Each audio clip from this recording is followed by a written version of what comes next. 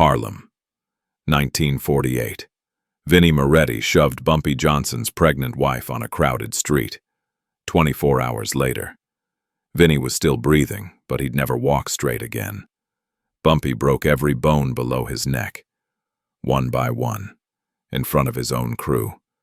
Why leave him alive to tell the story? Harlem, summer of 1948. The heat didn't just come from the sun, it rose from the concrete, from the basements where dice rattled against brick walls, from the back rooms where envelopes changed hands without a word. This was a city within a city, and it ran on rules nobody wrote down because everybody knew them. Women were off limits, kids were sacred, civilian blocks stayed clean. Break those rules, and you didn't get a warning, you got erased. Bumpy Johnson understood this better than anyone. He'd built his empire on respect, not fear. Fear made men reckless. Respect made them careful. For 15 years, he'd kept Harlem balanced on that edge, and every player in the game knew where the lines were drawn. Until recently, the first sign came on a Tuesday night at the Cotton Club. Bumpy was sitting in his usual booth, watching the room like he always did, when he noticed a young guy in a sharp Italian suit collecting money from one of the card tables. The guy moved too confident, too loud, like he owned the place. Bumpy didn't recognize him. And that was the problem. In Harlem, you didn't operate without introduction. You didn't collect without permission. "Who's that?" Bumpy asked his lieutenant, a scarred veteran named Moses who'd been with him since the beginning. Moses leaned in close, his voice barely above a whisper. "New crew out of Little Italy. They call him Vinnie Moretti. Been making noise for about 3 weeks now, taking percentages from the numbers runners on 145th Street. Nobody stopped him yet." Bumpy's jaw tightened. Nobody asked him to stop either. "We were waiting to see what you wanted to do about it." That was the second problem. His own people were waiting instead of acting. That meant they were testing him too, watching to see if age had softened him. Bumpy was 42 now, and in this business, that made you either a legend or a target. Sometimes both. Over the next few days, Bumpy paid attention. He heard whispers in the barber shops, saw the way certain merchants looked over their shoulders when they counted their registers. Vinnie Moretti wasn't just collecting, he was claiming territory. He'd walk into establishments that had been under Bumpy's protection for a decade and act like the previous arrangements meant nothing. He'd stare too long at the wives of made men. He'd laugh too loud when their names came up. The air in Harlem changed. It got thicker, harder to breathe. The old-timers felt at first they'd lived through enough wars to know when another one was coming. They started keeping their families inside after dark. They stopped talking business in public. The younger ones, the ones who'd only known peace, they didn't understand yet. They thought it was just another territorial dispute that would settle itself. But Bumpy knew better. This wasn't about territory. This was about respect. And respect was the only currency that mattered. On Saturday afternoon, Bumpy stood outside his apartment building on 139th Street, smoking a cigarette and watching the neighborhood. Kids played stickball in the street. Old women sat on stoops gossiping. Everything looked normal, but underneath, the foundation was cracking. Moses appeared beside him. "Moretti's crew hit another 2 spots last night. They're moving faster now." Bumpy took a long drag and exhaled slowly. He's waiting for me to react. Wants to see how far he can push before I push back. "So what do we do?" Bumpy dropped the cigarette and crushed it under his shoe. "Nothing. Not yet. Let him think he's winning.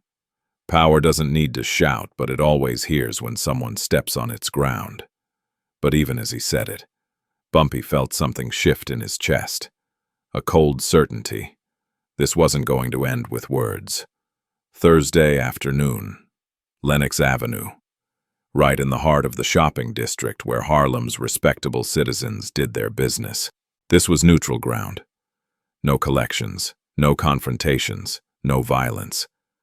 The unwritten rule held firm here because everyone benefited from the peace. Mothers bought groceries. Merchants made sales. Life moved forward without fear. Bumpy's wife, Mamie, was 6 months pregnant with their first child. She'd spent the morning at the fabric store picking out material for baby clothes, humming to herself, one hand resting on her swollen belly.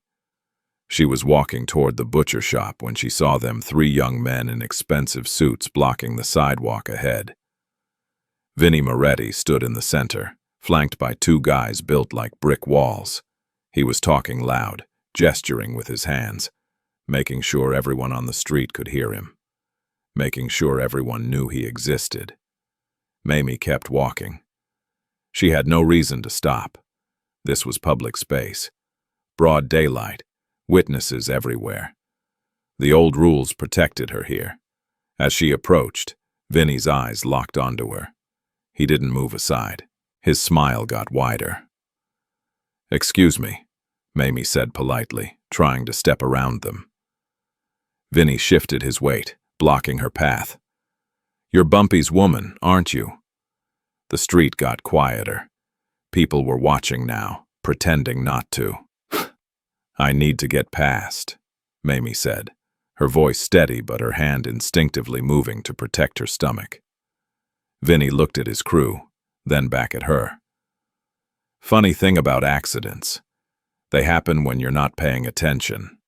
He stepped closer, invading her space, close enough that she could smell the garlic on his breath and the expensive cologne that couldn't quite cover the stink of cheap cigars. "Please move," Mamie said. "Or what you gonna tell your husband?" Vinnie's grin turned ugly. Maybe he's not who people think he is anymore. Maybe he's just an old man who forgot how this game works. What happened next took less than 2 seconds, but everyone who saw it would remember it for the rest of their lives. Vinnie's hand came up. Not a punch, not a slap, just a push. His palm connected with Mamie's shoulder, hard enough to make her stumble backward. Her heel caught the curb. She started to fall. A stranger, a young man carrying groceries, lunged forward and caught her before she hit the pavement. He lowered her down gently, his face pale with shock. The street erupted. Women screamed. Men started moving toward Vinnie, then stopped when his crew pulled back their jackets, showing the guns underneath. Mamie sat on the ground, tears streaming down her face, both hands clutching her belly. "The baby," she whispered. "Please, the baby." Vinnie stood over her, and for just a moment, something flickered across his face, maybe fear, maybe regret. Then it vanished, replaced by cold calculation. "Accidents happen," he said loud enough for everyone to hear. "Especially to people who don't watch where they're going." He walked away, his crew following. Nobody stopped them. The young man who caught Mamie helped her to her feet. "Are you hurt? Should I get a doctor?" Mamie shook her head, but her eyes were focused on something else entirely. She wasn't looking at Vinnie's retreating back. She was looking at the faces around her witnesses. All of them. People who would talk. People who would tell Bumpy exactly what happened. "I didn't fall," she said quietly, more to herself than anyone else. "I didn't fall." The old order hadn't collapsed, but someone had just put their hands on it, and now everyone was waiting to see what happened next. Not every push is meant to kill. Some are just meant to test what the other side will do about it. Harlem Hospital, 4:47 p.m. The waiting room smelled like disinfectant and fear. Bumpy sat alone on a wooden bench, his hands clasped together so tight his knuckles had gone white. He hadn't said a word to anyone in over an hour. Moses stood guard by the door, turning away every concerned face that tried to enter. This was private. This was family. When the doctor finally emerged, Bumpy stood up so fast the bench scraped against the floor. The sound echoed through the empty hallway like a gunshot. "Your wife is stable," the doctor said, removing his glasses to clean them, a nervous habit Bumpy recognized immediately. "The baby's heartbeat is strong, no signs of trauma. She was very lucky that young man caught her when he did." Bumpy's shoulders dropped half an inch. "Can I see her?" "She's resting now, but yes, you can go in. Room 304 down the hall on your left." The doctor walked away quickly, like he didn't want to be there when whatever came next started happening. Smart man. Bumpy found Mamie lying in a narrow hospital bed, staring at the ceiling. Her hand rested on her belly, moving in slow circles. When she heard him enter, she turned her head, and he saw something in her eyes he'd never seen before. Not fear, not pain, but a cold, crystallized anger that made his blood run ice. "The baby's fine," she said before he could ask. "The doctors checked everything twice. We're both fine." Bumpy pulled a chair next to the bed and took her hand. "What happened out there, Moses told me bits and pieces. But I need to hear it from you." Mamie's jaw tightened. "It wasn't an accident. That's what I need you to understand. It wasn't some clumsy mistake or bad timing. He looked me right in the eyes and pushed me. He wanted me to fall. He wanted people to see it happen." "Who was he?" "Young guy, expensive suit, talked like he owned the whole damn street. Had 2 gorillas with him, both carrying guns under their jackets. They weren't even trying to hide it." Bumpy already knew the answer, but he asked anyway. "Did he say anything to you before he put his hands on you?" Mamie's voice dropped to barely above a whisper, but every word landed like a hammer. "He said maybe you're just an old man who forgot how this game works. Then he smiled at me like I was supposed to be grateful. He only pushed me instead of doing something worse." The room went silent. Even the sounds from the hallway seemed to fade away, like the whole hospital was holding its breath. "I didn't fall," Mamie continued, squeezing Bumpy's hand harder. "I need you to hear that. I didn't trip. I didn't lose my balance. He pushed me, and if that stranger hadn't caught me, I would have hit the concrete with our baby inside me. Do you understand what I'm telling you?" Bumpy understood perfectly. This wasn't about money or territory or respect. This was a declaration. Vinnie Moretti had just announced to all of Harlem that the old rules meant nothing, that Bumpy Johnson's protection was worthless, that even his pregnant wife could be touched in broad daylight without consequence. Before Bumpy could respond, there was a soft knock on the door. Moses stuck his head in. "There's someone here who says he needs to talk to you. Says it's important. Not now. He's the one who caught her." Bumpy looked at Mamie, who nodded. "Let him in. He deserves to hear thank you from both of us." The young man who entered was maybe 25, wearing a grocery store apron stained with what looked like tomato sauce. His hands shook slightly as he approached the bed. "I'm sorry to bother you folks," he said, his voice cracking with nerves. "I just wanted to make sure the lady was all right. I've been worried sick all afternoon." Bumpy stood and extended his hand. "You saved my wife and child. There aren't words big enough for that kind of debt." The young man shook his hand, then glanced nervously at the door like he was afraid someone might be listening. "There's something else you should know. Mr. Johnson, something I heard after it happened." "Go ahead." When that guy walked away, one of his friends asked him why he did it, asked him if he was crazy putting his hands on your wife like that. The young man swallowed hard. He said it wasn't about her. He said it was about making you do something stupid in front of the whole city. He said once you break the rules publicly, everyone will know you're just like the rest of them, violent and desperate and out of control. The words hung in the air like smoke from a fired gun. Mamie's grip on Bumpy's hand tightened. He's trying to force you into a war you can't win. He wants you angry. He wants you sloppy. Bumpy stared at the wall for a long moment.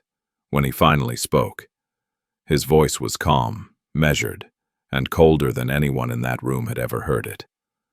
A man can lose money. A man can lose territory. A man can even lose a fight and walk away with his dignity intact.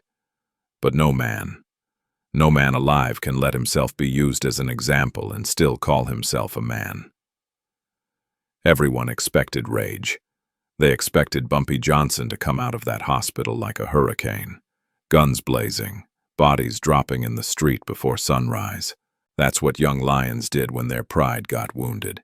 That's what desperate men did when they felt their power slipping away. But Bumpy didn't do what they expected. He did something worse.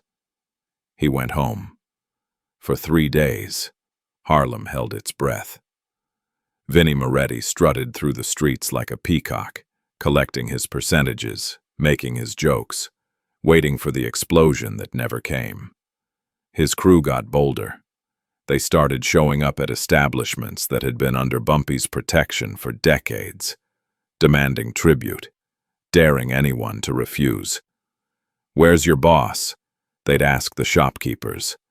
"Where's the great Bumpy Johnson now, hiding behind his pregnant wife's skirt?" The old-timers stayed quiet, but their silence spoke volumes. They knew something the young ones didn't. They'd lived long enough to understand the difference between a man who was scared and a man who was thinking. On the 4th morning, Moses found Bumpy sitting in his kitchen, drinking coffee and reading the newspaper like it was any other day. No guns on the table, no maps of Little Italy spread out for planning an attack. Just a man having breakfast. "People are talking," Moses said carefully. "They're saying maybe we should hit back. Show them we're not soft." Bumpy folded the newspaper and set it aside. "Who's the young man who caught Mamie, the one from the grocery store?" Moses blinked at the change in subject. "Name's Calvin. Works at Morrison's Market on 143rd. Good kid. Keeps his head down, stays out of trouble. I want you to find him today. Give him $500 and tell him it's from me. Tell him if he ever needs anything at all, he comes to me first."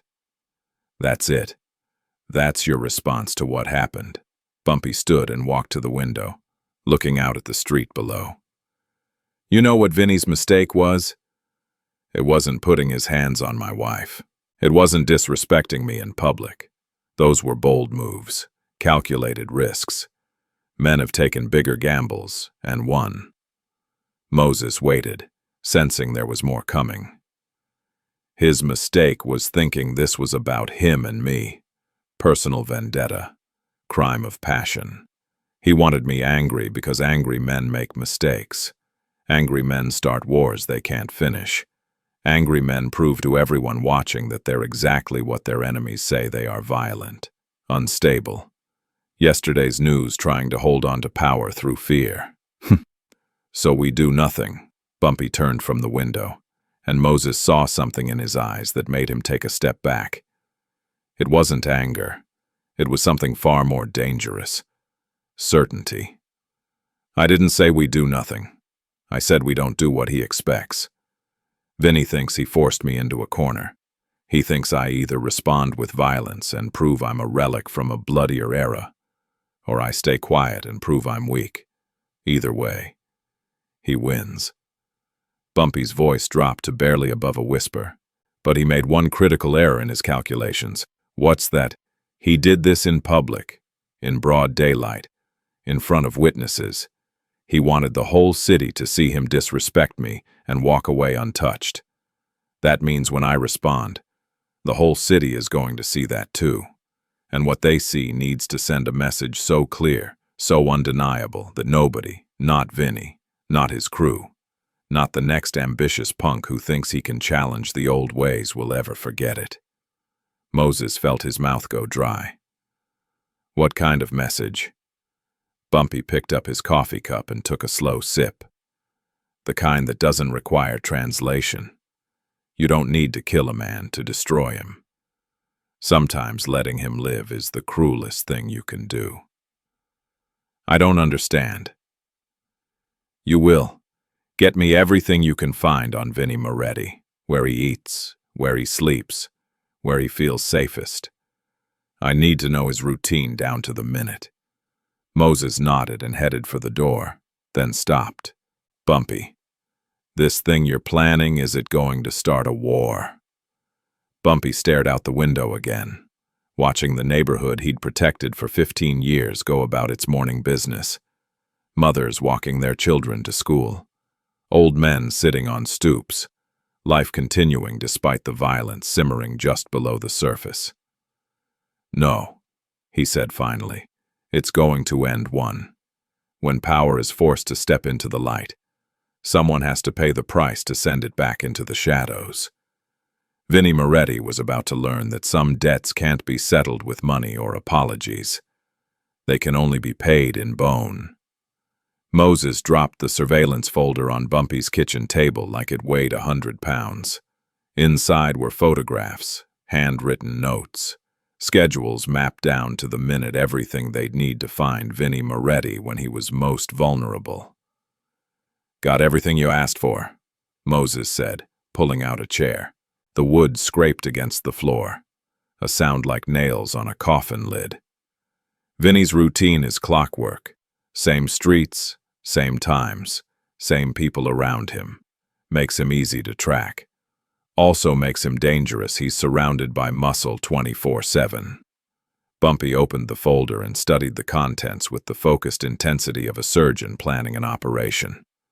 Vinnie lived in a fortified brownstone on Mulberry Street. Always had at least 4 armed guards rotating shifts. He ate at Umberto's Clam House twice a week. Collected his weekly tribute at the Hester Street Social Club every Saturday afternoon between 2 and 4 o'clock. Always with 6 soldiers flanking him like he was visiting royalty.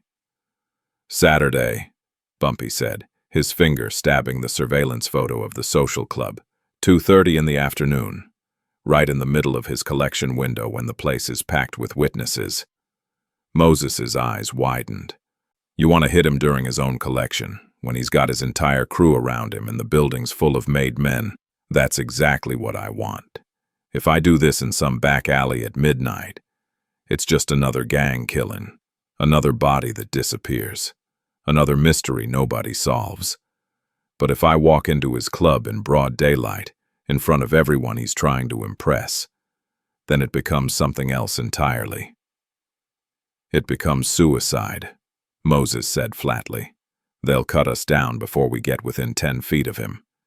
Vinnie's got soldiers who've been killing people since before you and I were born. They're not going to just stand there while we beat their boss to death. Bumpy closed the folder and looked Moses dead in the eyes. I'm not going to kill him. That's the whole point. If I kill Vinnie, his crew has to respond. Honor demands it. They start a war. We start a war. Bodies pile up in the streets, and eventually the cops get involved because too much blood makes the politicians nervous. Everyone loses. So what's the play? Bumpy stood and walked to a closet in the corner. He pulled out a wooden cane, solid oak, thick as a man's wrist. Polished, smooth from years of use. It was the same cane he'd carried when he first started building his empire. Back when reputation meant nothing, and respect had to be earned one broken jaw at a time. This is the only weapon I'm bringing, Bumpy said, gripping the cane so tight his knuckles went white. No guns, no knives, nothing that screams gang war or mob hit. Just this piece of wood and the absolute certainty that what I'm doing is righteous. Moses stared at the cane like it had just sprouted teeth. You're going to walk into a room full of armed killers with nothing but a stick. Not a stick. A statement. When I walk in there without a gun, I'm telling everyone in that room that this isn't about territory or money or power. This is about justice. This is about correcting a wrong so obvious, so undeniable, that even Vinnie's own crew will understand why it has to happen. And you think they'll just let you beat him? Just stand there and watch? Bumpy set the cane on the table between them.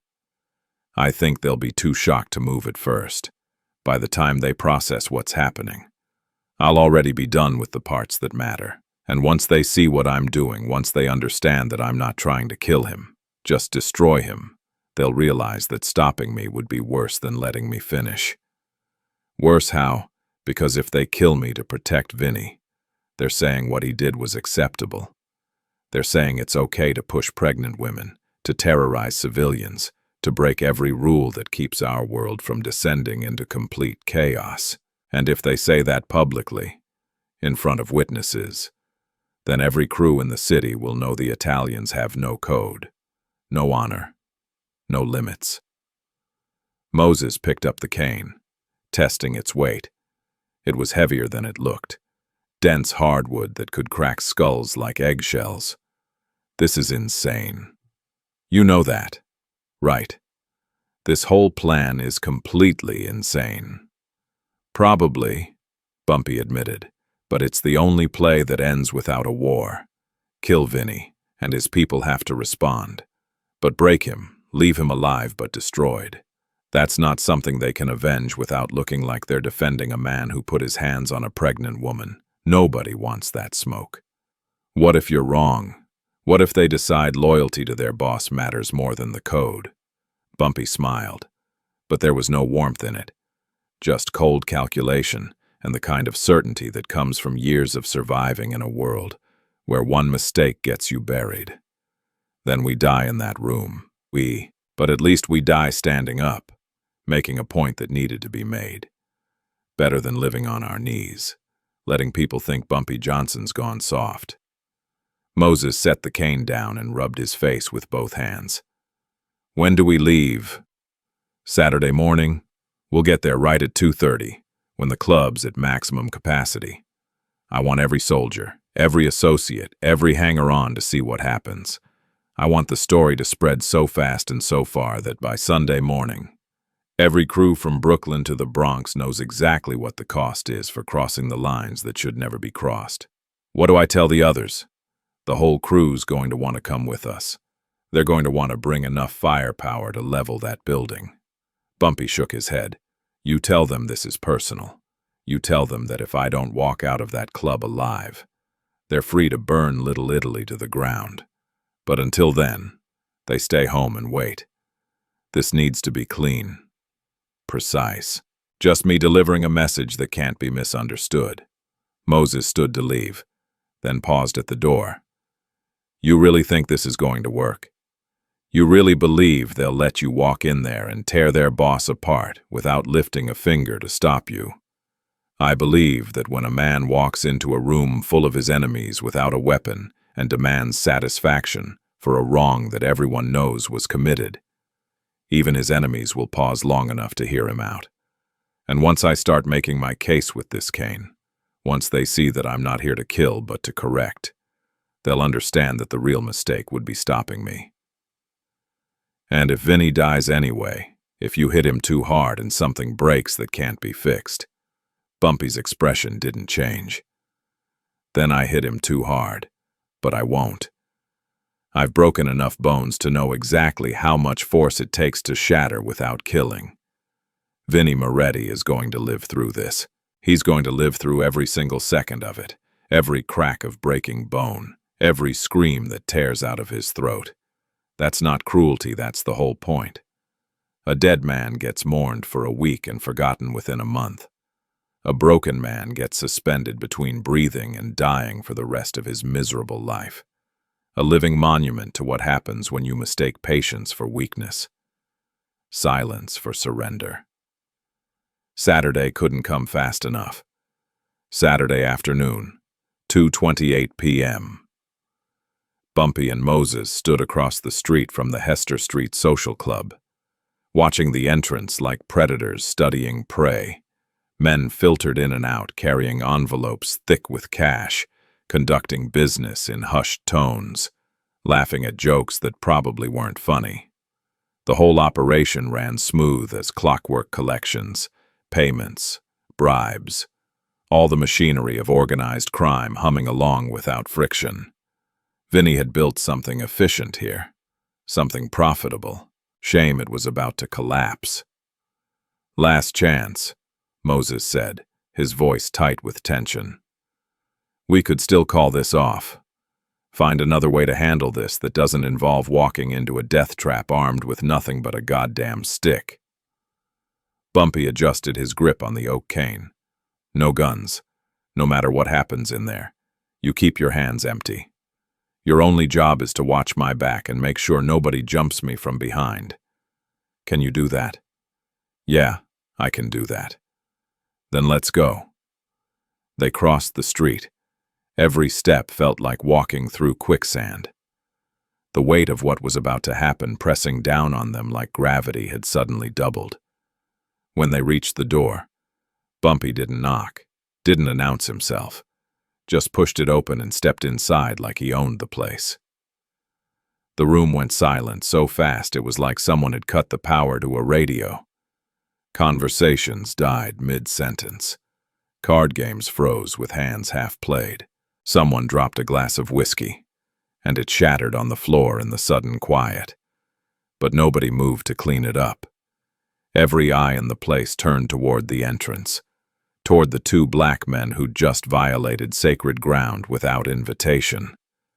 Vinnie Moretti sat at a corner table counting money with 3 of his lieutenants. Stacks of bills covered the surface 10s, 20s, hundreds, the weekly tribute from every operation under his control. He looked up slowly, and for just a moment, genuine surprise flickered across his face before transforming into something uglier. Amusement, contempt, the look of a man who thinks he's already won. "Well, well," Vinnie said, setting down the cash he'd been counting. "Bumpy Johnson, heard you were dead. Or hiding. Couldn't figure out which rumor to believe." His crew laughed on cue, but the sound was forced, hollow. They could feel something wrong in the air, something dangerous crackling like electricity before a lightning strike.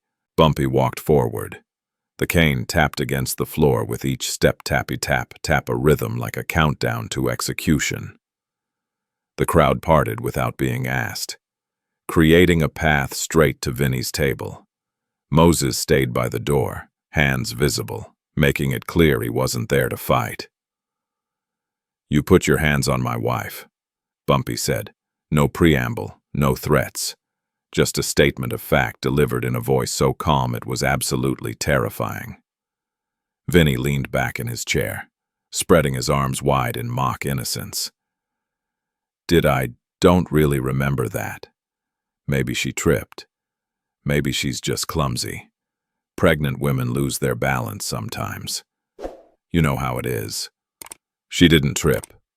You pushed her. Did it in public. In front of witnesses. Because you wanted me to react. You wanted me to come at you with an army. Start a war that would prove I'm just another desperate old man clinging to power. You wanted to show everyone that the rules don't matter anymore. That men like me are finished. Vinnie's smile faded slightly. "So what, you gonna bore me to death with a speech that why you came here without your crew, without your guns? You think words are going to change anything?" Bumpy stopped 3 feet from the table, close enough to see the confidence in Vinnie's eyes, close enough to watch that confidence shatter. "I came here to give you something you didn't give my wife. A chance to understand what's about to happen and why." One of Vinnie's lieutenants, a thick-necked enforcer with scar tissue for knuckles, stood up fast, his hand moving toward the gun under his jacket. "Boss, you want me to throw this old fuck out on his ass?" "Sit down, Tony," Vinnie said, waving him off dismissively. "I want to hear what he has to say." This should be entertaining, but his eyes told a different story. He was calculating now, trying to figure out the angle. Why would Bumpy Johnson walk into enemy territory alone? What was the play here? "Your mistake wasn't disrespecting me," Bumpy continued, his voice dropping to barely above a whisper, the kind of quiet that makes everyone strain to listen. Your mistake wasn't even putting your hands on a pregnant woman in the middle of the day. Your mistake was forcing me to respond publicly. You made this about reputation. You made it so the whole city is watching to see what I do next. And that means what happens now isn't personal revenge. It's structural correction. Vinnie laughed, but it sounded forced. You came here to lecture me about structure, about rules and reputation. Old man, I make my own rules now. This is my city, my operation, my... The cane came down before he could finish the sentence. It hit Vinnie's left hand with a crack like a rifle shot. Bones shattered instantly, metacarpals, phalanges. The delicate architecture of the human hand collapsing under focused violence. Vinnie's scream tore through the room, raw and animal and completely devoid of the cocky confidence he'd been wearing like armor. His crew jumped to their feet, hands reaching for weapons. A dozen guns started to clear holsters. "Don't," Moses said from the doorway, his voice cutting through the chaos. "Look at his hands. He's not holding a gun. Neither am I. If you shoot us, you're murderers killing unarmed men. But if you let him finish, you're just witnesses to justice being served." The guns stopped moving. Didn't holster, but didn't clear either. Frozen in that terrible moment between action and restraint. Vinnie tried to pull his hand away, but Bumpy was faster. The cane came down again, this time on the right hand. Another crack, another scream. Vinnie's face went white with shock and pain, his mouth opening and closing like a fish drowning in air. "This is for my wife," Bumpy said quietly, almost conversationally. "This is for my unborn child. This is for every woman in this city who should be able to walk down the street without fear that some ambitious punk will use her as a message." The cane rose and fell with mechanical precision, ribs next 3 sharp strikes that fractured bone without puncturing organs. Bumpy had done this enough times to know exactly how hard to hit. Exactly where to aim. The science of causing maximum pain without causing death. Vinnie collapsed out of his chair, writhing on the floor, his screams dissolving into helpless sobbing. His crew stood frozen, caught between loyalty and self-preservation. Between the code that said protect your boss and the deeper code that said some violations demand consequences. Bumpy stood over Vinnie's broken body, the cane still in his hand, not even breathing hard. "You're going to live through this," he said, loud enough for everyone in the room to hear. "You're going to wake up every morning in pain and remember exactly why. And everyone who sees you limping through the streets with your broken hands and your scarred face will remember too. That's the price for crossing lines that should never be crossed." He turned and walked toward the door. Moses fell in beside him. The crowd parted again, creating a path to the exit. Nobody stopped them. Nobody even moved, because real power doesn't need to finish the job. It just needs to make sure nobody ever makes the same mistake again. By Sunday morning, every corner of Harlem was buzzing with the story. Not in newspapers, there would never be newspapers. Not in police reports, the cops knew better than to get involved in something that didn't concern them. The story spread the old way. The real way, through whispers in barber shops, hushed conversations in church pews, urgent phone calls between men who needed to know which way the wind was blowing. "I heard Bumpy walked into that Italian club with nothing but a cane," one man said, leaning over his bourbon at the Cotton Club. "No guns, no crew. Just walked in like he was delivering a telegram." "That's not even the crazy part," another replied, his voice dropping to barely above a whisper. "The crazy part is what he did when he got there. Beat Vinnie Moretti so bad the kid's own mother couldn't recognize him. Broke both his hands first, finger by finger, so he couldn't fight back. Then went to work on his ribs, his face, his legs. Made it last almost 20 minutes. 20 minutes, Jesus Christ. And Vinnie's crew just stood there, Had their guns on them, everyone saw the bulges under their jackets, but nobody drew. Nobody moved. They just watched their boss get dismantled like a broken clock, piece by screaming piece. The stories multiplied and evolved as they spread, each retelling adding new details, new horrors, new lessons. Some said Bumpy broke 30 bones. Others said 40. One particularly dramatic version claimed he'd crushed Vinnie's kneecap so thoroughly the kid would never walk without a cane for the rest of his life. The exact numbers didn't matter. What mattered was the message underneath all the variations. Bumpy Johnson had walked into enemy territory in broad daylight and delivered a beating so savage, so methodical, so utterly devoid of mercy that grown men who witnessed it couldn't eat properly for days afterward. Their stomachs turned every time they remembered the sounds, the crack of breaking bones, the wet thud of wood against flesh. Vinnie's screams that started out loud and defiant, but gradually dissolved into helpless whimpering. In Little Italy, the Italian families held emergency council. Bosses from all 5 boroughs gathered in a smoke-filled restaurant basement to discuss the implications. This wasn't just about one punk kid getting what he deserved. This was about territorial integrity, about respect between organizations, about whether they could let a black gangster walk into an Italian social club and walk out alive after committing such brutal violence. "We have to respond," one of the younger bosses argued, slamming his fist on the table. "If we let this stand, every crew in the city is going to think they can do whatever they want on our turf. We'll look weak. We'll look scared." The older boss at the head of the table, a man named Genovese, who'd been running operations since before most of them were born, shook his head slowly.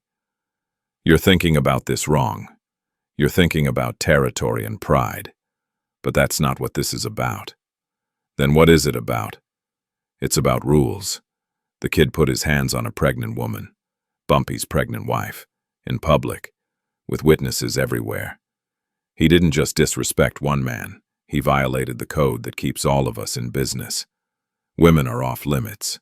Children are off limits. Families are off limits. Those aren't Bumpy's rules or our rules. Those are the rules that separate us from animals. Another boss leaned forward. "So we're just going to let this go. Let Bumpy beat one of our guys half to death and pretend it never happened. We're going to recognize it for what it was: justice. Brutal, ugly justice, but justice nonetheless. Vinnie broke the rules first. He started this. And Bumpy finished it in the only way that makes sense in our world. He didn't kill the kid because killing him would have started a war. He broke him instead, made him a living example. That takes more discipline than pulling a trigger. That takes calculation." The room fell silent. Nobody wanted to admit it, but they all understood the logic. If they retaliated against Bumpy for what he did to Vinnie, they'd be defending the indefensible. They'd be saying it was acceptable to target pregnant women, to terrorize civilians, to drag the underworld's violence into spaces that were supposed to remain neutral. "So what do we do?" someone finally asked.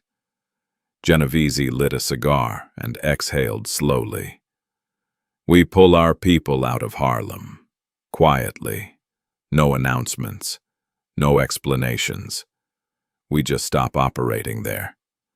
We let Bumpy have his territory back without contest. And we make sure every soldier in our organization understands why we're doing it, because Vinnie fucked up. And the price for that fuck-up has already been paid in blood and bone." Within 48 hours, the Italian presence in Harlem evaporated like morning mist. The collection crews stopped showing up. The muscle that had been intimidating shopkeepers disappeared overnight. The young punks who'd been testing boundaries suddenly found other neighborhoods to terrorize, other territories to claim. The Harlem shopkeepers noticed immediately. Mr. Chen, who ran a laundry on 145th Street, had been paying protection money to 3 different crews for the past month. Now, suddenly, Only Bumpy's people came around, and their collection was reasonable, predictable, part of the established order. "What happened?" Chen asked Moses when he came by for the weekly envelope. Moses just smiled. "The city remembered how things are supposed to work. That's all." At Morrison's Market, young Calvin was restocking shelves when his boss pulled him aside. "That envelope Bumpy left for you. The $500. Calvin nodded nervously. "Word is, he's doing that all over the neighborhood, finding people who helped during the incident, people who did the right thing when it mattered, rewarding them, showing everyone that standing up for what's right doesn't just get you respect, it gets you taken care of." Calvin thought about the money hidden under his mattress at home, enough to pay off his mother's medical bills, enough to finally propose to his girlfriend, enough to prove that doing good could lead to good things, even in a world as dark and complicated as this one. By the end of the week, Harlem felt different. The air was cleaner somehow, lighter. Parents let their kids play outside after dark again. Old women sat on their stoops without fear. The neighborhood exhaled collectively, releasing tension it hadn't even realized it was holding. Nobody needed official explanations or press conferences. Nobody needed police investigations or court proceedings. The city understood what had happened and why. A line had been crossed. A correction had been administered. Balance had been restored. The silence itself was the explanation. And in that silence, Harlem rebuilt itself stronger than before. Vinnie Moretti spent 3 weeks in St. Vincent's Hospital. The doctors worked miracles just keeping him alive. His injuries were that severe, both hands completely shattered, requiring multiple surgeries and metal pins to reconstruct. 7 ribs fractured or broken entirely, one of which had come dangerously close to puncturing his lung. His face required 63 stitches, leaving scars that would mark him forever as the man stupid enough to push Bumpy Johnson's pregnant wife. But physical injuries heal, eventually. The real damage was deeper, more permanent, carved into his psyche like initials in wet concrete. His crew visited exactly once.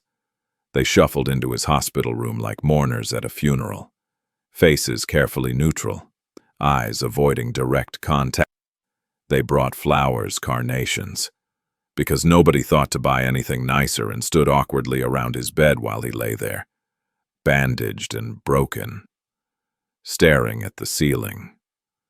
"How you feeling, boss?" his top lieutenant asked, the word boss sounding hollow and obligatory.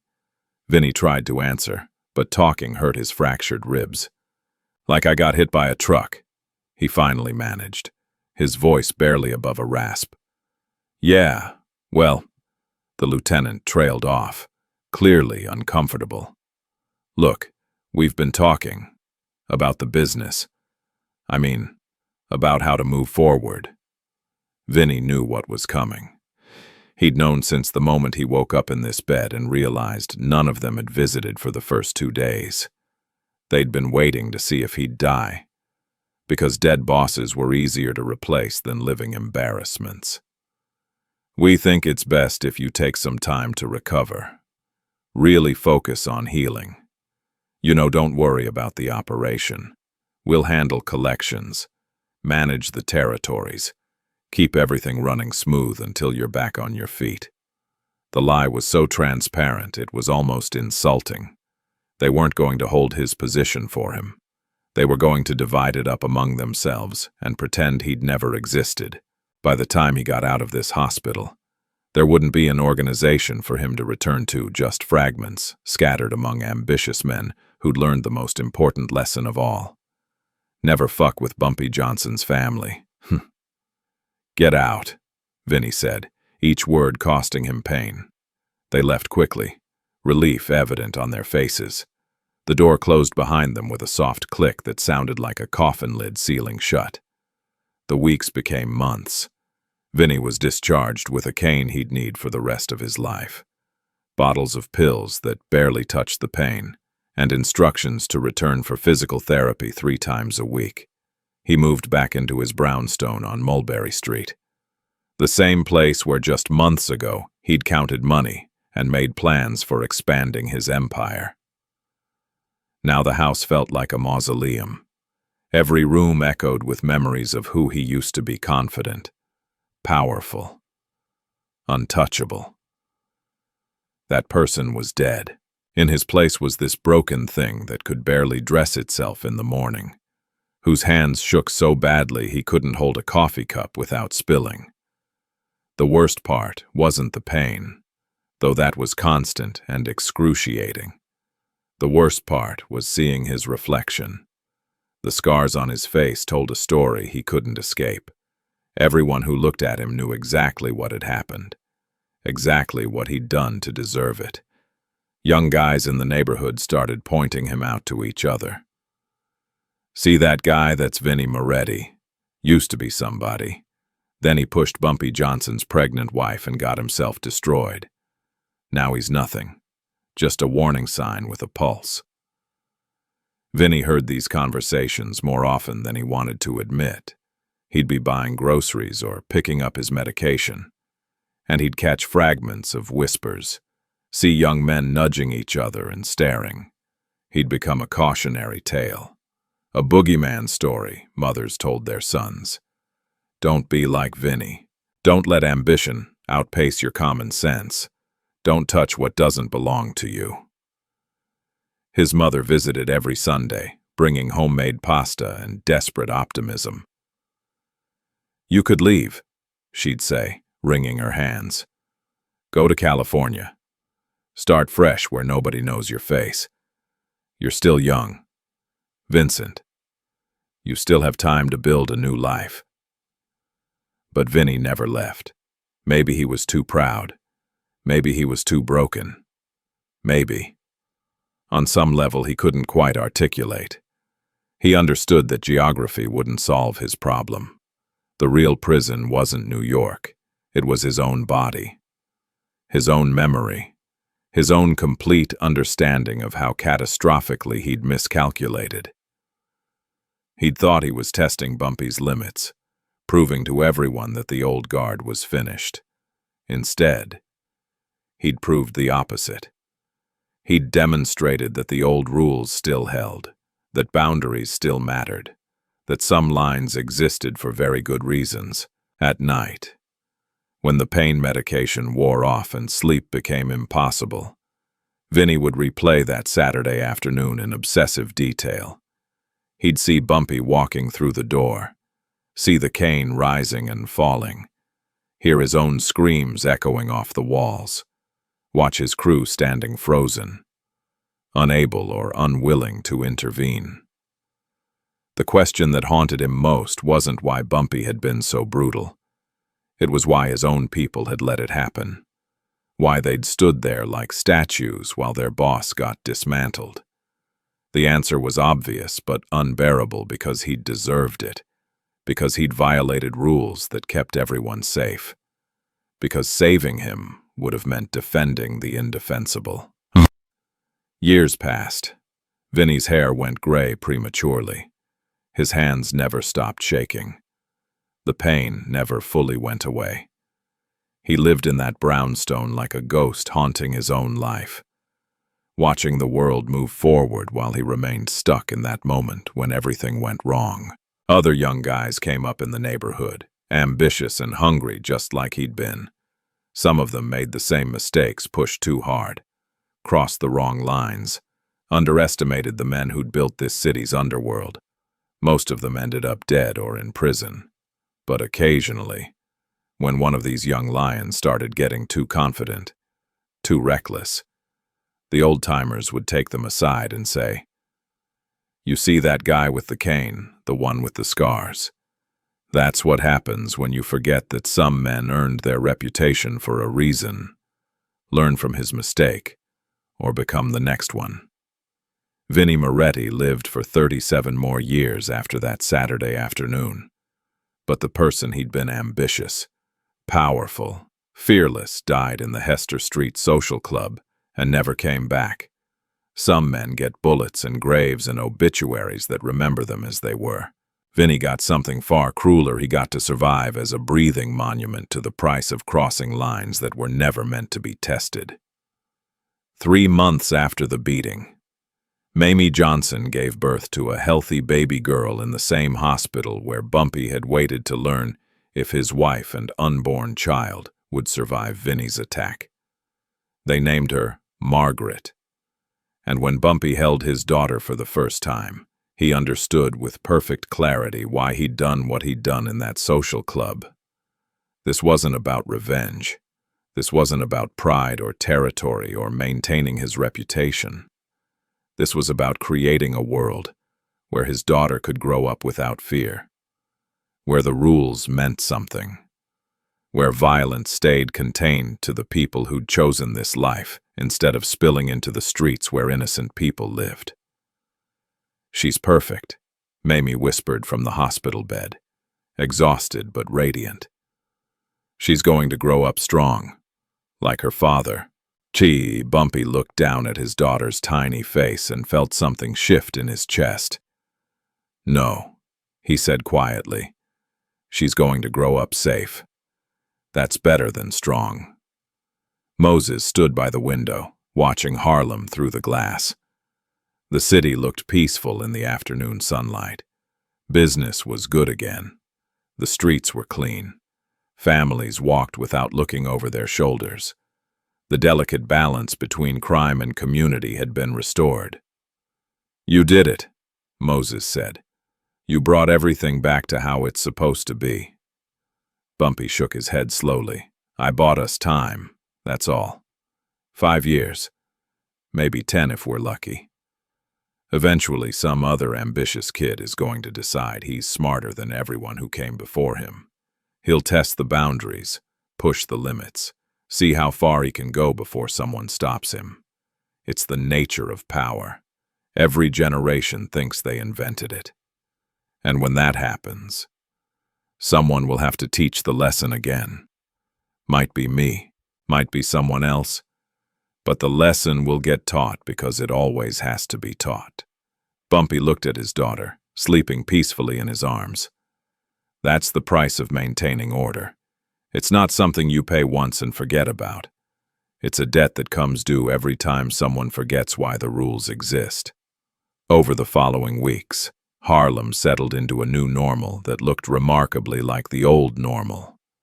Bumpy's organization resumed its operations without interference. The Italian families stayed in their own territories, respecting boundaries that had been redrawn in blood and bone. The police continued their careful dance of looking the other way when it benefited them and cracking down when political pressure demanded it. But something had changed fundamentally. The younger generation, the ones who'd grown up during peacetime and never understood why certain rules were sacred, had learned a valuable lesson. They'd seen what happened when someone violated the code. They'd watched Vinnie Moretti go from rising star to broken cautionary tale in the span of 20 minutes. Calvin, the young man from the grocery store, used Bumpy's gift to transform his life.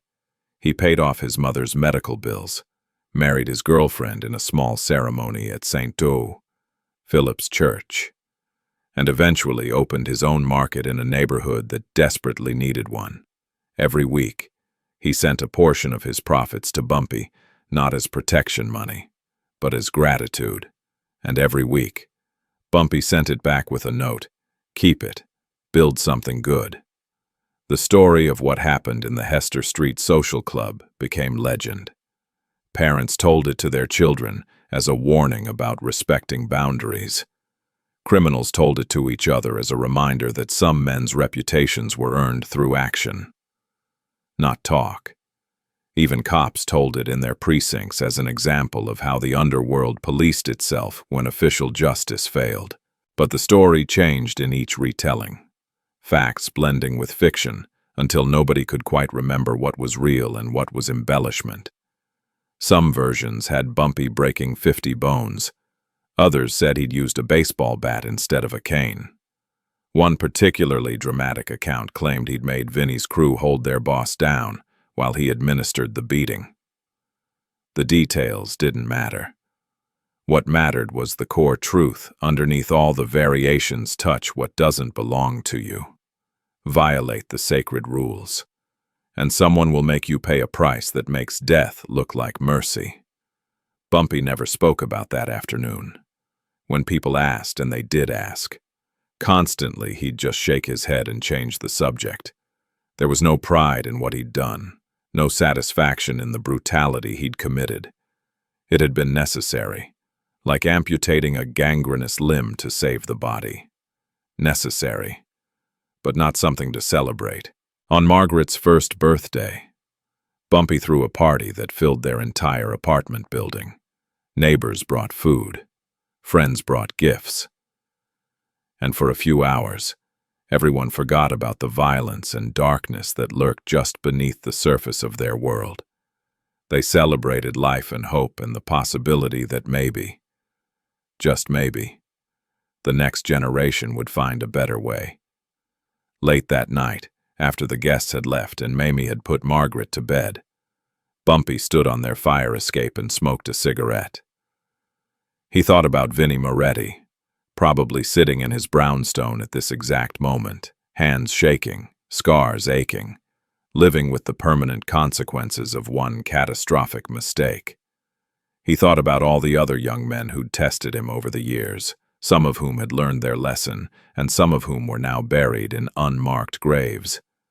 He thought about the endless cycle of ambition and correction, violence and order, chaos and control that defined his world. Most of all, he thought about his daughter sleeping peacefully in the next room, completely unaware of what her father had done to ensure she'd grow up in a neighborhood where the rules still meant something. She'd never know the details. She'd never understand the calculations he'd made or the price he'd paid. And that was exactly how it should be. Children shouldn't have to know what monsters their parents become to protect them from other monsters. Bumpy finished his cigarette and crushed it under his heel. Tomorrow would bring new challenges, new threats, new tests of the order he'd fought so hard to maintain. But tonight, his family was safe. His neighborhood was peaceful. The boundaries were clear and respected. In this world, silence is a choice. Inaction is a strategy.